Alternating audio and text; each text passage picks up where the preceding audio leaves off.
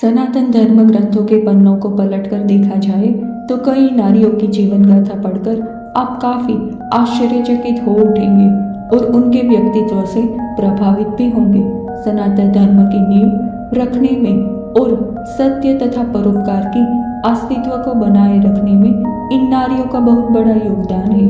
आज हम ऐसी ही एक नारी की जीवन गाथा पर प्रकाश डालने वाले हैं, जिनका नाम तो हर सनातनी जानता है, पर उनके कर्म से शायद कुछ लोग ही वाकिफ होंगे। हम बात कर रहे हैं मंदोदरी की। आज हम जानेंगे मंदोदरी कौन थी, मंदोदरी किसकी पुत्री थी तथा रावण और मंदोदरी का विवाह कैसे हुआ था। तो चलिए शुरू करते हैं मंदोदरी से जुड़ी कुछ खास बातें।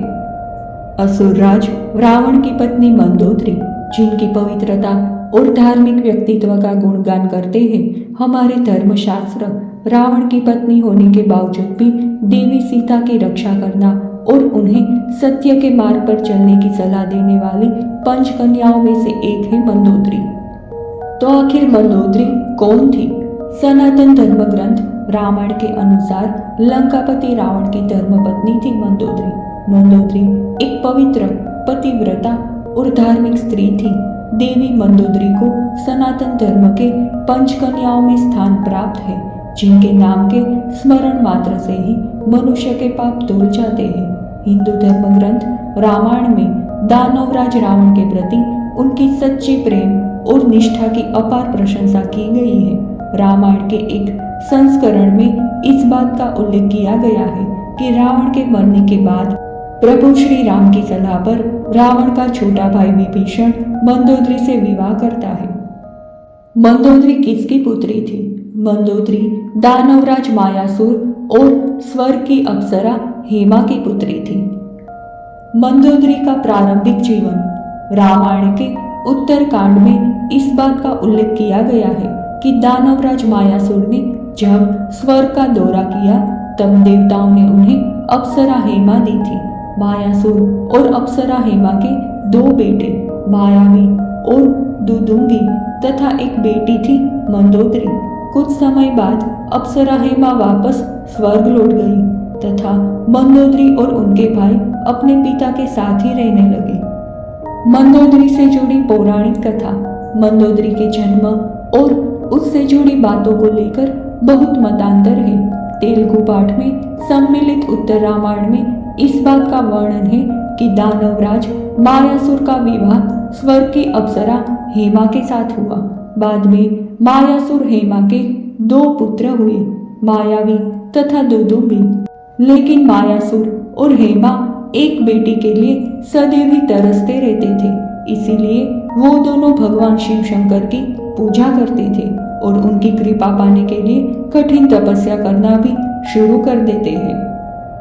इस बीच अप्सरा मधुरा नाम की देवी पार्वती की अनुपस्थिति में भगवान शिव के निवास स्थान अर्थात कैलाश पर्वत पर उन्हें श्रद्धांजलि देने जाती है। जब देवी पार्वती वापस कैलाश पर आती है तो उन्हें मधुरा के शरीर पर राख अर्थात भस्म के निशान मिलते हैं। ये देख माता पार्वती अत्यधिक क्रोधित हो उठती है और क्रोधवश माता पार्वती ने अप्सरा मधुरा को श्राप दे दिया और उसे 12 वर्षों के लिए मेढक बना दिया। मेढक के रूप में मधुरा कुएं में रहने लगी, लेकिन भगवान शिव ने अप्सरा को ये आशीर्वाद दिया कि मेढक वाली श्राप उतरने के बाद मधुरा एक अति सुंदर और धार्मिक स्त्री बनेगी तथा उसका विवाह किसी महान बलशाली पुरुष से होगा।